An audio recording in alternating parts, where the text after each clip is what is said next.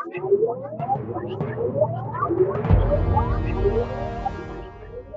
Escape Pod!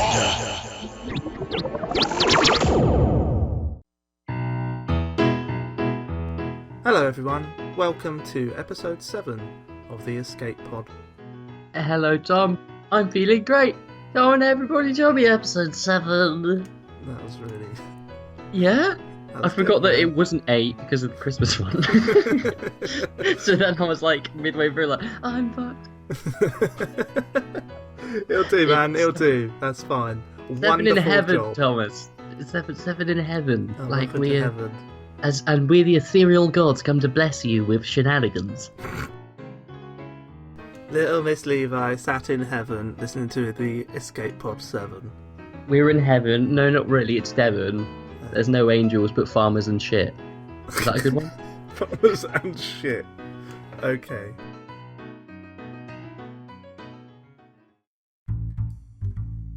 Hey, I've got a funny. I think it's quite funny. I've got a silly story for you that I want to share. Oh God! It's not the Exeter Express Snacko, is it, Thomas?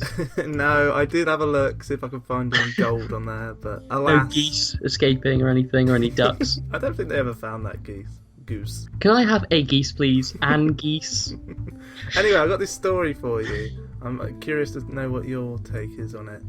Okay. This is from the New York Post. Oh, American across the sea. By Riff Brown. Oh, Riff Brown. Sorry, but that's a bullshit name. It's like Riff. being Zap. Oh, I thought you said like. Where did you get Riff I thought they made you from? put like Zap Brannigan. Zap Brannigan here. Oh, now it's Ruth. I'm like, oh, Yeah, not no, very you feel American. stupid. Anyway, the story. Bear swipes car for joyride, then poops inside.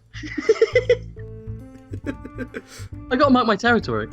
A bear broke into an SUV and took it for a joyride in Colorado before crashing it, trashing the interior and pooping inside. So he was crashing, trashing, relaxing, all cool. I got Ron Cornelius, who found the car. It would have taken a human being hours to do what this bear did in a couple of minutes. Why do I think of Piggy in the Red? Like, Ron Cornelius.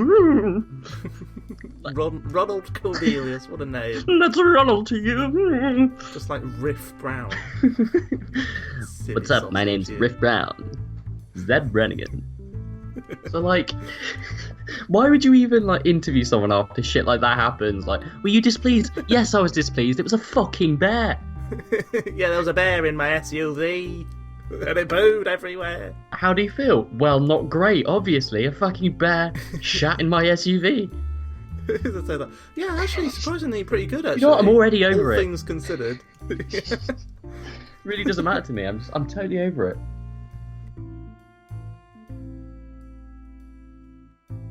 Welcome back to Tom and Levi's skateboard. I found this ukulele and I just don't know what to do with it, so I'm going to play it instead and say hello and welcome to episode 7 of the Escape Pod. Levi, I have a letter here You have a letter, what, from the many fans? from the fan. This is from Voodoo. What is your favourite tea? My favourite tea? Yes. Like a cup of tea? Or Yes. like for dinner? Is it from England? What's for tea, Dad? I think he means like cup, like drink. I'm very boring when it comes to tea, Tom, because all I have is a classic English breakfast tea every day for the rest of my life. PG Tips specifically. It's my favourite tea. Really? Okay, that's fair enough. then. What's your favourite tea, Tom? Huh? I don't know. I guess I only really have PG Tips. Have you ever had like fruit tea? I had a Bulgarian flatmate who had like loads of different types of teas that I tried. I think like there's like a pomegranate tea, which was surprisingly delicious. That sounds nice, man. It Yeah. does sound Well, nice. let's go through these letters. What else we got Go on. here? Let's go right through, Coke Tom. or Pepsi? I don't care. I usually get rum and coke. They're like, is Pepsi okay? I'm like, yeah. Imagine one time where I'm like, nah, it's not. Sorry. Either just- works, really. I have a question here from Wham. It came in just this morning on the snail mail. On the back of a postcard. I'm holding it in my hand. That's what this ruffling is. Because postcards ruffle. Would you rather don't drink tea anymore or kiss a fish? I would kiss many. I would open mouthed make out with that fish to get my tea tongue back. or tongue? Well, I'm a classy guy. I'll have like a little slither, but other than that, yeah. And I'd make it a tuna fish as well. I'd set myself a challenge. And it's underwater. Yeah, I get showered with tea bags as well the minute I do it. Sorry, I'm in this world now. They Yes, just we got turn more. the sea into like tea. And it just gets dyed, and I just drown in it. Tea everywhere. Lovely. What is your favourite cereal? My favourite cereal. When I was I say when I was a kid, I used to eat like golden nuggets. They were really good, but they didn't really do those, and they were a bit sickly Yeah, they actually. Do they? Well, as I grew up, they became too sickly anyway. But I do love me. I love me some cinnamon grahams. They're called Curiously Cinnamon now. Oh, best ones. Right, Tesco, they did their own version, and they were even better than the Curiously Cinnamon ones. They were amazing. And they were so cheap. They were like £1 a box. But Oh my then they just god, stopped don't give me doing it. ideas, because I'll be doing that again, because all I have is drab porridge, because I've got to eat healthier. And this talk of cereal is getting me rock hard. Oh, I could eat a cinnamon. Your resident douchebag with a ukulele here to say welcome to Tom and Levi.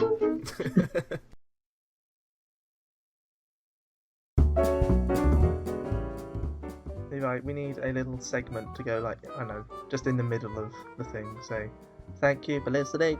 Hey, douchebags. No, don't. No, that's not a good start. No.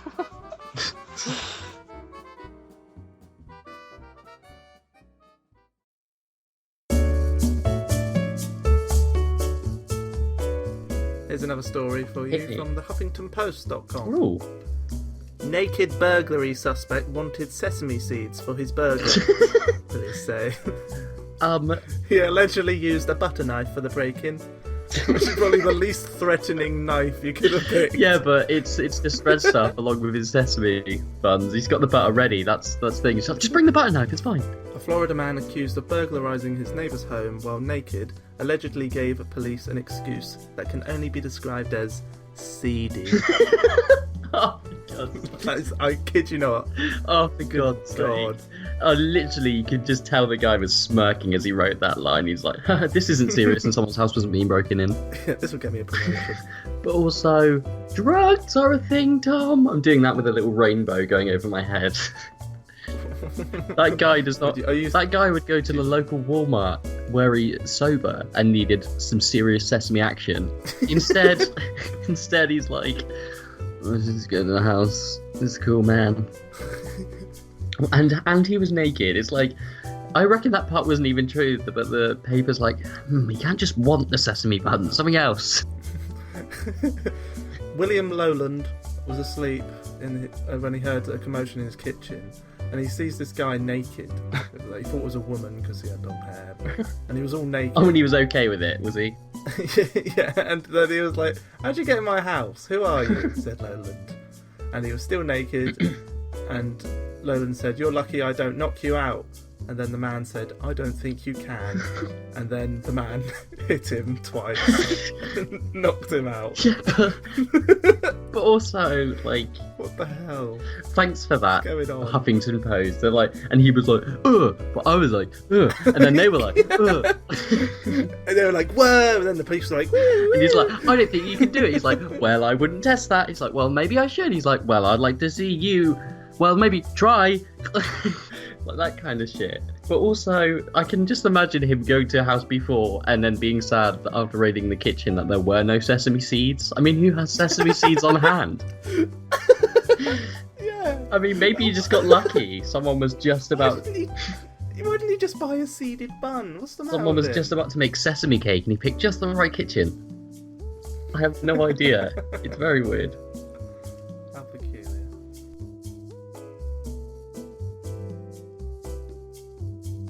Knife robber tries to rob Glasgow shop but is beaten with mop.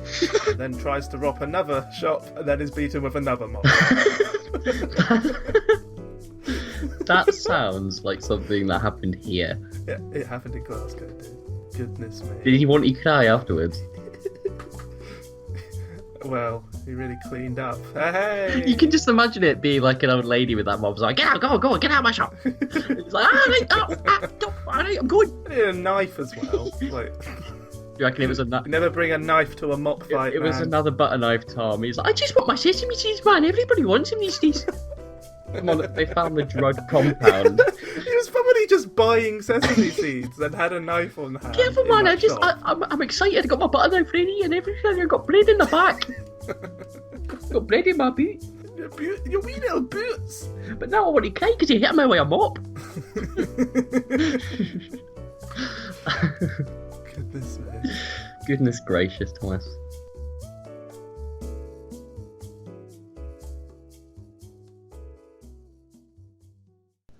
Here at Tom and Levi's Escape Pod, we value quantity over quality. So welcome to episode 7 of the Escape Pod.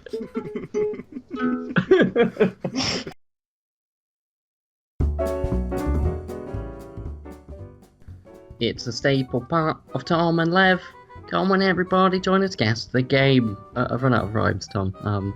You get to 7 and... It's fine. It's okay. Guess the game, man. I'm gonna guess. Am I guessing your game? Yeah, you're gonna guess my game. I've got a game here, Tom, and I want you to guess it. Oh, goody. As is a good way to start every Guess the Game with a game. Okay. And I have one. Right, we're doing So, this then. Okay. Without further ado, guess my game, Thomas. Guess it now. Okay, is it A Bug's Life? Is it an game? It is not Bugs Life, the video game. Okay, is it on the PlayStation 2? It's actually not on the PlayStation 2. Is it on the PlayStation 3? It is on the PlayStation 3. Is it also on other consoles of that It is generation? also, you could, what we in the biz call it, multi-platform, Thomas. You're the industry, yes. For the biz guys that we call it multi-platform. Okay. But you civilians call it whatever you like. Right, okay. Is it a shooter video game? It involves shooting, but I wouldn't specifically call it a shooter, Tom. Okay. But it's not exclusively a shooter video game. No, they're not exclusive. They're mutual, but not exclusive. Okay. Is it- Really, you're stumped. Well, it's not Bugs Life or a shooter. So like that. It's gonna be like SSX. How alone. could I possibly get this? Yeah. Is it like a third-party video game, or is it a first-party? It's a third-party video game from a reputable publisher, Thomas. You've heard of the publisher, I'm absolutely sure. Okay. So has it been remastered at all, remade? No, actually, it hasn't. Though I reckon it probably will be in like 3 years. Okay. Can you describe the main character to me? Well, there isn't so much a main character, but there is somebody on the bots, and they're holding a pew-pew revolver gun. A pew-pew revolver. Yeah, I think you. Is it Red Dead Redemption? No, it isn't. Oh. That is a shooter. I don't know. No, actually, no, I'll give you that. That's like action adventure, but no, that's not the game, Tom. Okay. I'm Please. gonna think. You thought you got this guess the game early. We returned to guess the game. You think I'm just gonna hand you this, Tom? No, I'm not gonna hand you this, Tom. I'm not gonna hand you this. All right. I'm sorry. I didn't realise it was such a serious guess the game. I could almost guess your face. You're like, is it Red Dead Redemption, Levi? I was so proud of that guess, man. Right. Is it a game in a series of video games? Tom, it is in fact a video game in a series. So yes. Okay. You're dead on there, Sonny. What is the setting for this video game? You could argue, Tom, that this setting is post-apocalyptic. Ooh. So now I'm really broiling it. Really? So it's futuristic, post-apocalyptic. Pretty futuristic, sort of post-apocalyptic vibe. But I mean, I don't think I'm really honing it, because there's a few of those. Kind of oversaturating the market, really. Let's put a spanner in my works, I sell you. Works have been rightly spanned, but you know it's a series, Tom. It's from a reputable publisher, and although it's put a spanner in the works, you know it's post-apocalyptic. Okay, and there's a guy with a revolver on the front cover. Yeah, and he's looking pretty badass. You can't see his face. He's an unnamed character. Yeah, he's wearing some paraphernalia that Okay. covers his face. Does he have a mask on? Okay. Yes. It's also obviously a he, given the fact that I keep saying he. I'm pretty sure anyway. It could be a woman. There's no real way to gauge. Sure. Of the series, how many are there? Are there 2 games, or are there? Like, There's a more than few. 2 No, games? there's definitely a few games, and like there was like there's more than 2. It's Is not this- just like one game in the series and then Okay. the next one. Is There's this there's like the original, like the first game in the series? no. This is not the first game in the series. This is like sort of a middle, sort of bridge the gap kind of deal. Is it Shrek 2, the video? No, is that post-apocalyptic in the future? With a revolver. I'm a doggy on the edge. No, Tom, it's not Shrek 2. I don't know. I feel like I need to limit your guesses here, you moron. Okay. Is it based off of a anything like in popular culture, like a comic book or a book or a film? Or anything I like don't that? believe so, no. Oh, this is perplexing. I am stumped, I tell you. Can you describe the cover a little bit more to me? Is I there can- anything? I can describe to you the back of the cover and give you a little sum. Oh yeah, give me a little description or sort of caption, whatever. So there's a quote here from Eurogamer that gave this game a 9 out of 10. Very, very good score. And it says, shamelessly entertaining. Now that's not giving away too much, but you get these little tidbits, don't you, where it tells you like little things about the game. So I can give you that without giving it away. Okay. One is in a nice sort of serifed font and it says, enjoy your stay. Enjoy your stay. Oh. Oh, I'm not sure, man. I That could really sounds very familiar. Like I can also imagine tell that. you it's an 18 rated game and it says violence, bad language and gambling. Gambling. And where would you go to gamble, Tom? Oh my god, I think I know what it is. What Is it- what do Can you I think have the a game? guess, man? You can hazard a guess, Tom. Is it Fallout New Vegas? Oh yeah, it is, Tom. Yay, I get it. Like Vegas, and I didn't even have to tell you that it was Bethesda, which I thought you'd be like, oh, okay, I know what it is. I you probably got wouldn't have got that actually if you had said Bethesda. Really, you didn't know it was Bethesda? No, well, I didn't You- really play Fallout New Vegas. I'm not But gonna you wouldn't lie. piece it together. I mean, like when I say it's the people who made Skyrim, would you have said Fallout or would you have missed it? I don't know really. Well, it isn't the people who made it, to be fair. It's the same publisher, though. But yeah, it was Fallout New Vegas. So you haven't played many Fallout games. I did. I played a little bit of New Vegas, but like that's New it. Vegas That's is the one only. I recommend you get into it, Tom, because even your claptrap contraption PC can play it. Are It's you a good taking a game. look at my PC? My PC is proper quality stuff. I'll take your mic in a minute, Tom. Don't take the mic. Please don't take the mic, man. I I can't. won't take it, sorry. But yes, Fallout New Vegas. It's a great game. And I picked it out because I was like, I want to play this again. I just have no time. Yeah, that's my problem. I've got it installed, ready to play, and I just don't have the There's time. probably games I bought for PS2 that I've still been meaning to play 10 years ago. It feels like I've got this massive, like, long list. And I can't even shortlist them. I don't know what games to play. So many games, so little time. Yeah. One thing I That's- do like about Bethesda, I can't say it, man. Bethesda. Bethesda games. I like the Behemoth. character creation. I love that in video games. Yeah, I love games where you can spend like a good half an hour creating your character, Oh, I just make it like lose perfect. myself in it because I always try and make it look almost exactly like me, and I can never get it right. Oh, I never do that anymore. I've given up. I didn't don't know. even I try. like that. I think. Unless I'm looking in a mirror, I have no idea. If there's no mirror handy, I'm like, oh well, I'm just gonna have to make some brutish big guy who looks nothing like me as a sort of heightened, more masculine version of myself, Just make or a more every feminine one. feature huge. Or I just like choose a really cool-looking female protagonist. Yeah. But Yeah, that's like, cool, I guess.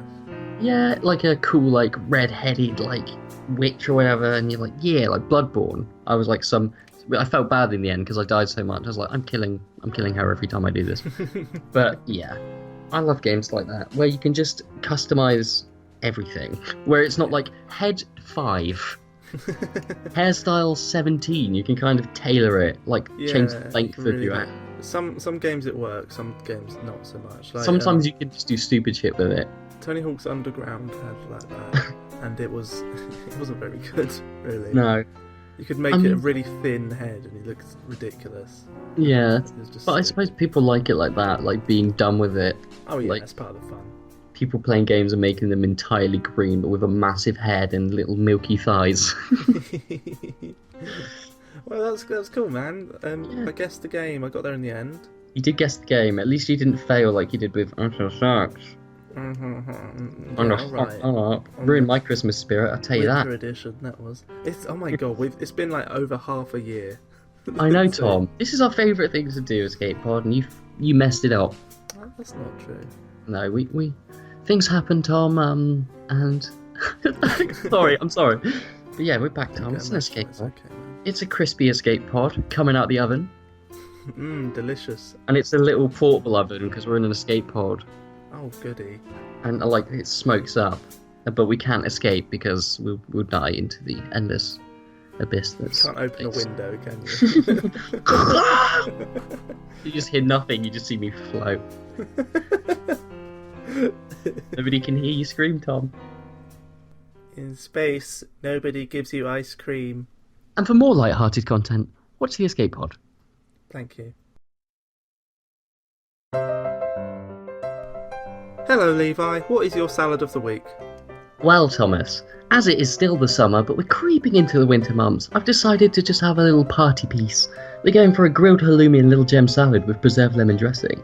Now, halloumi is a firm cheese that originated in Cyprus, but it's increasingly made domestically. Its claim to fame is that it holds its shape when grilled or fried. Preserved lemon, more intense in flavour than fresh lemon, is available in specialty food shops or can be made at home. Now, what we need here, Tom, is 8 ounces of halloumi cheese cut into slices, 6 tablespoons of extra virgin olive oil, salt and freshly ground pepper, fresh oregano leaves chopped, and a teaspoon of sherry vinegar. Don't forget the romaine hearts.